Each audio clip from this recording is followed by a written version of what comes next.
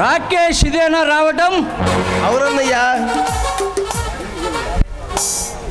రాకేష్, మీ college elections ఎలా ఉన్నాయి? మనం నిలబెట్టే వ్యక్తి యూనియన్ లీడర్ అవుతున్నాడు అన్నయ్య. రాకేష్, త్వరలో ఎలక్షన్స్ వస్తున్నాయి. నిన్ను యూత్ ప్రెసిడెంట్ చేస్తా. నిజమా అన్న?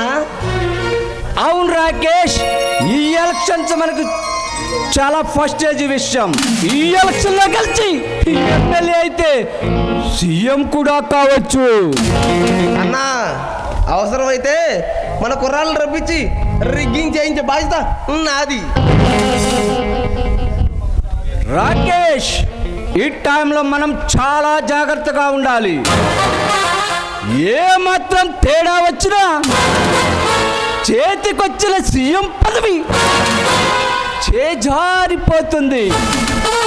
అన్నా, ఎవడో రాజా అంట, ఆడు అడుగడుగున అడ్డు తగులుతున్నాడు.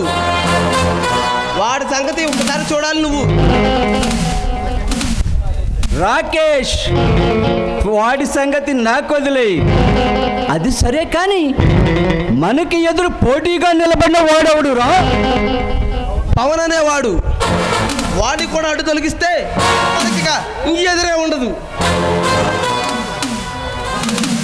రాకేష్, ఆ విషయం నేను వాడితో మాట్లాడి డిసైడ్ చేస్తా. ఈ లోపు నువ్వు హాయిగా ఎంజాయ్ చేయరా. అలాగే అన్నయ్యా. కమాన్ శివంగి, కమాన్. నా తమ్ముడు రాకేష్తో ఆడు పాడు.